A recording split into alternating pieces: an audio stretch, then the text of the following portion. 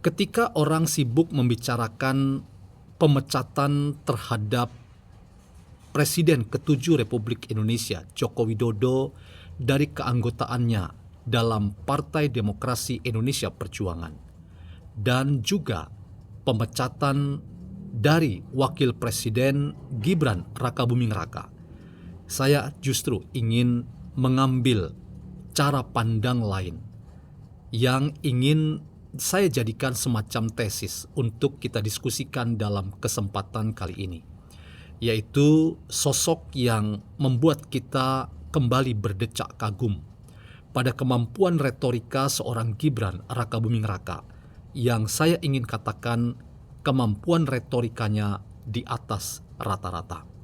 Saya ingin membandingkan kemampuan retorika seorang Gibran itu dengan kemampuan retorika seorang Gus Miftah yang salah lisan, yang membuat ia tersandung oleh terminologi goblok yang ia pakai dengan cara yang tidak cerdas ketika menyebut seorang pedagang es teh keliling, yang membuat kita semua prihatin bahwa retorika seorang ulama dan penceramah seperti Gus Miftah itu hanya selevel itu.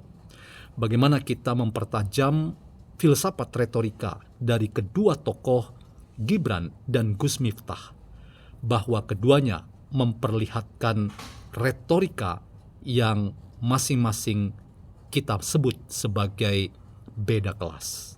Selamat datang dalam channel Meragukan Filsafat, sebuah channel yang sengaja dibangun untuk turut mengedukasi ruang publik Indonesia dengan menawarkan alternatif berpikir menggunakan lensa pemikiran filsafat untuk membaca fenomena sosial, politik, kebudayaan dalam konteks Indonesia kontemporer, tanpa berpretensi untuk menggiring opini kita mempercayai pandangan-pandangan dalam channel ini.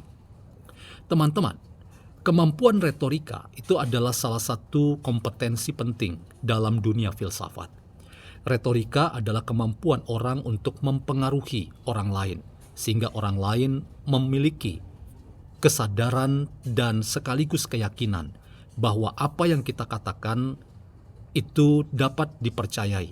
Apa yang kita sampaikan itu logis dan masuk akal, dan karena itu kita mendapatkan apresiasi serta dukungan.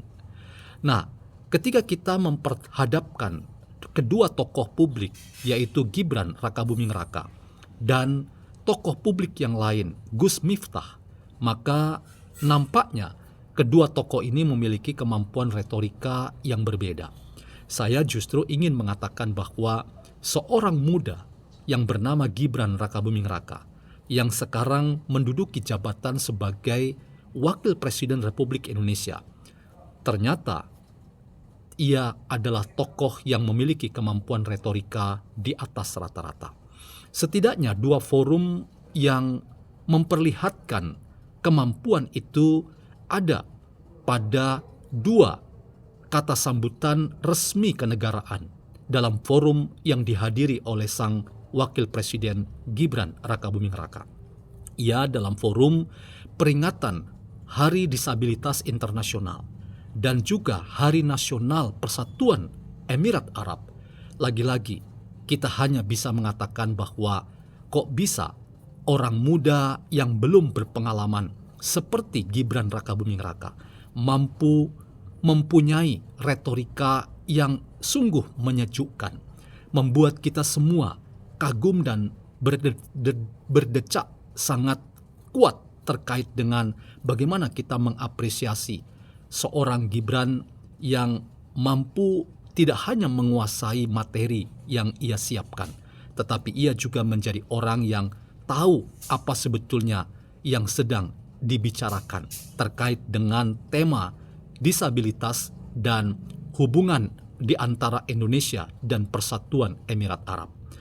Teman-teman, saya ingin mengatakan suasana retorika yang dibangun secara sadar, yang membuat seorang Gibran kita apresiasi, itu adalah bentuk retorika yang penuh keadaban, retorika yang penuh dengan kesantunan dan memperlihatkan bahwa itulah Indonesia, bahwa Indonesia adalah wilayah yang menjadikan orang itu punya kesempatan untuk mengaktualisasi diri. Dan dalam konteks itu, maka seorang yang bernama Gibran mampu memerankan fungsi yang sebenar-benarnya sebagai tokoh publik, bahkan sebagai pemimpin nasional, sebagai wakil presiden untuk kedua forum itu. Ia sungguh kompeten dan menguasai materi, dan apa yang ia sampaikan dalam kata sambutan mewakili negara itu adalah kata sambutan yang benar-benar membuat kita tahu bahwa di tangan seorang Gibran, Indonesia rasanya boleh berbangga. Kita melihat bahwa kesantunan dalam berretorika itu yang diperlihatkan oleh seorang Gibran. Nah, berbeda dari itu teman-teman, kita tentu tahu dan mengikuti perkembangan dari kisah yang sangat viral ketika seorang ulama penceramah bahkan diberi status tambahan. Ia adalah utusan khusus presiden di bidang keagamaan. Ia melakukan salah lisan atau mengucapkan kalimat yang tidak tepat. Bahkan di banyak orang dikatakan ia adalah orang yang menggunakan istilah yang tidak beradab dan tidak mengembangkan derajat kesopan santunan sebagai seorang tokoh publik, bahkan seorang cendekiawan, bahkan seorang tokoh agama. Dan ketika ia menyapa orang lain dengan sebutan goblok, sekali lagi kita hanya mengelus dada bahwa retorika yang dikembangkan oleh seorang yang bernama Gus Miftah itu sama sekali tidak menyejukkan kita. Kita justru membangunkan pandangan lain bahwa ucapan yang dikeluarkan oleh seorang ulama seperti Gus Miftah ini hanya membuat kita menjadi orang yang terpecah belah di antara kita sebagai sesama anak bangsa. Nah, dalam konteks itu teman-teman, sekali lagi pandangan kita tentang kedua tokoh ini. Apa beda sosok muda yang bernama Gibran Rakabuming Raka dengan sosok tokoh publik, bahkan seorang ulama yang punya tempat tersendiri dalam isu-isu terkait dengan toleransi, moderasi beragama seperti Gus Miftah? Kita hanya mengelus dada bahwa bisa jadi dan bisa kok orang yang sudah punya pengalaman berbicara di panggung-panggung tertentu, maka ia bisa kehilangan kesadaran dan kata-katanya sungguh adalah kata-kata yang tidak menyejukkan, bahkan kehilangan keadaban dan kesopan santunan.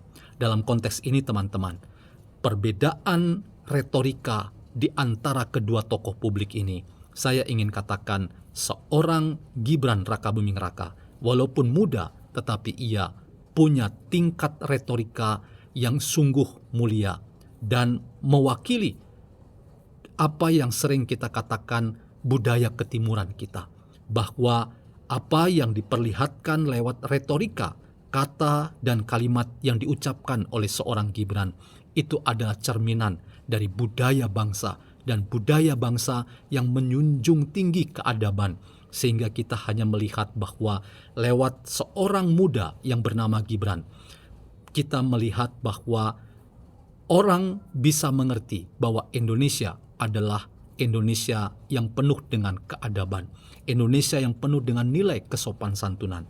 Tanpa itu teman-teman, kita akan terus menyaksikan betapa retorika yang hanya menempatkan orang lain sebagai lawan, musuh yang harus kita kata-katai dengan 1000 macam cacian dan makian, itu sama sekali tidak akan menolong bangsa kita untuk keluar dari berbagai macam masalah yang sedang kita hadapi.